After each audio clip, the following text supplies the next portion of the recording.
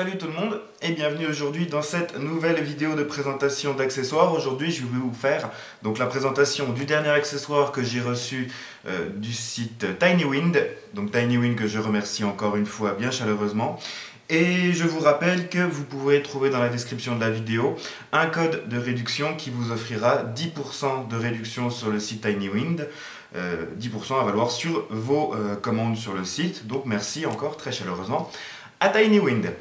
Alors, aujourd'hui je vais donc vous faire la présentation d'un petit sac, un sac d'épaule, somme toute assez simple mais assez sympathique quand même.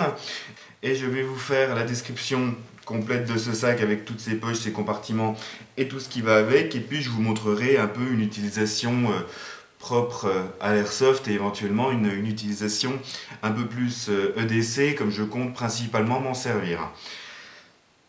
Alors, principale caractéristique, un sac d'une conception totalement en nylon 1000D waterproof, donc un tissu, un matériau synthétique waterproof qu'on trouve ici en noir. Il faut savoir que vous pouvez le trouver en Kryptek Highlander, Kryptek Typhon, en OD, en multicam, en TAN, en ACU et en noir.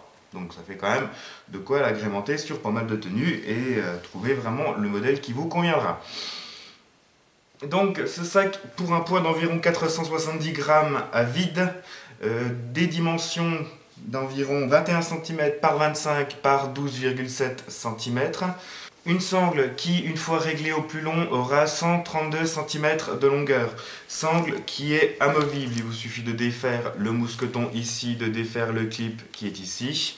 Et vous pouvez soit utiliser donc ce sac à l'épaule, soit en sac, entre guillemets, en sac à main, avec la poignée qui est ici, ou alors à la ceinture avec le passant qui est à l'arrière.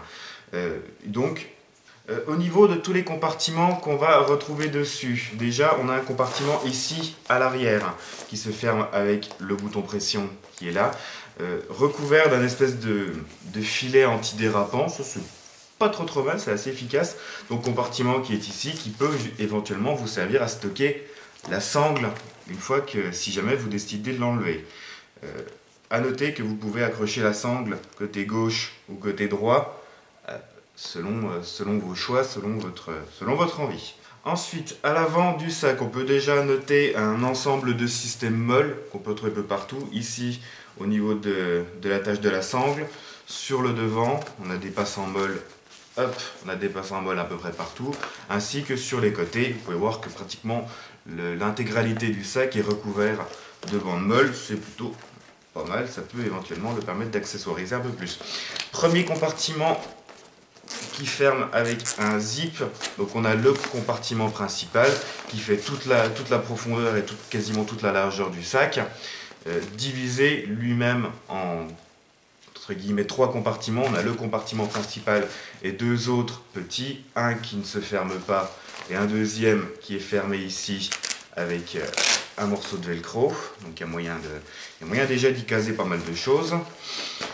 À l'avant, on a un morceau de choc-corde ici, un panneau avec du velcro, éventuellement y mettre un petit patch et quelque chose, et un passant à l'intérieur, derrière le patch de velcro, qui est complètement ouvert et qui ne se ferme pas. Donc j'ai du mal à voir un peu l'utilité de ce passant là. Mais bon, ouais, peut-être moyen d'y sécuriser quelque chose avec des fois une petite bouteille avec le système de choc-corde. Deuxième compartiment un peu plus petit que le précédent mais quand même assez grand, donc un deuxième compartiment à l'avant qui se ferme lui aussi avec fermeture éclair.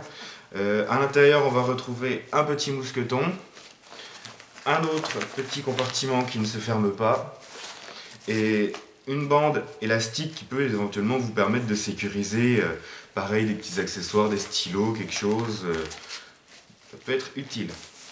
Et troisième et dernier compartiment principal, la petite poche à l'avant de la deuxième poche ici, qui elle est toute simple, il n'y a rien à l'intérieur à part vraiment le compartiment, mais ça ferme, c'est très bien. Vous voyez que toutes les fermetures éclairs sont équipées de petits morceaux de paracorde pour éviter que ça fasse trop de bruit et pour une prise en main un petit peu plus facile.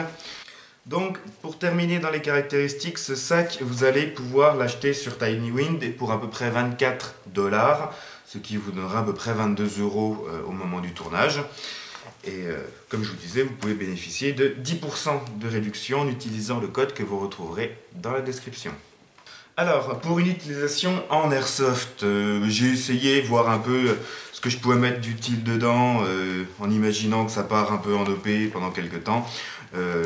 Principalement, imaginons, hop, dans le grand compartiment, j'ai un sachet de billes, j'ai une petite bonbonne de gaz, ça peut toujours servir. On peut imaginer, hop, ici, un speedloader, ça peut toujours servir aussi. On peut imaginer ici, hop, là c'est mon medikit, c'est un petit peu de sparadrap, des cachets pour la tête, du désinfectant, petit medikit basique. Et on peut imaginer sur la poche, là à l'arrière, qui est la plus facile d'accès, on peut imaginer facilement, hop, un petit humiliator, un petit GBB facile à mettre là-dedans, facile d'accès vu que la poche ne se ferme qu'avec un bouton pression, donc assez facile d'accès. On glisse la main, on sort le petit humiliator, le petit GBB, quelque chose. Voilà, il y a de quoi quand même. Des fois, on n'a pas forcément assez de matos à emmener pour trimballer un backpack complet. Là, ça peut être une alternative, pas trop mal.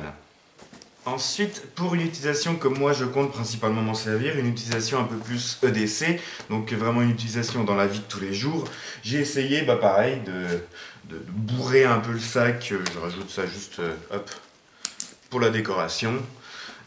Essayer de bourrer un peu dans le sac, voir tout ce que je peux y mettre. Donc, vu que j'aime bien avoir souvent sur moi, j'ai la place pour y mettre, hop, pour y mettre mon appareil photo, j'ai la place pour y mettre ma boîte de lunettes. Hop, hop, hop. Je peux y mettre à la poche arrière, hop, mon portefeuille. Dans la poche de devant, j'ai pas mal de choses. J'ai feutre, stylo à billes, crayon de papier. Hop, mes clés. Un petit carnet, ça peut toujours servir. Un petit notebook. Un briquet. Ma petite lampe, et à l'avant pareil, j'ai gardé, hop, un petit couteau, toujours ça peut servir, et j'ai gardé ici le medikit, ça peut toujours servir dans la vie de tous les jours, d'avoir de quoi faire un pansement, de quoi désinfecter, des cachetons pour la tête. Vous voyez qu'il y a quand même de quoi y mettre pas mal de bazar là-dedans, et c'est plutôt agréable. Au final, on a un truc qui est quand même niveau taille, qui est quand même assez limité, assez petit, et qui s'emporte quand même super bien. C'est super pratique, moi j'adore ce machin là, et ça fait à peu près 15 jours que je l'ai, et à chaque fois que je sors je l'ai avec moi, et c'est quand même super pratique. Donc voilà, j'en ai maintenant terminé avec la vidéo de présentation de ce petit sac qui, ma foi, pour les besoins que j'en ai, me satisfait vraiment super bien. J'en suis vraiment super content. Donc voilà, il n'y a pas besoin d'en dire grand chose de plus. Moi, c'est un article tout simple que j'adore, et c'est vraiment top, quoi. En plus, ça coûte quand même pas très cher. Donc voilà, nickel. Donc, merci encore une fois au site Tinywind de m'avoir envoyé cet article pour que je puisse vous le présenter. Sur ce, si vous avez des questions, des remarques ou ne serait-ce qu'un commentaire à faire, n'hésitez pas à le faire dans l'espace commentaire de la vidéo. N'hésitez pas à partager, à liker cette vidéo et à vous abonner à ma chaîne si ce n'est pas déjà fait. Sur ce, je vous dis merci d'avoir regardé. Salut, airsoftez bien et à la prochaine!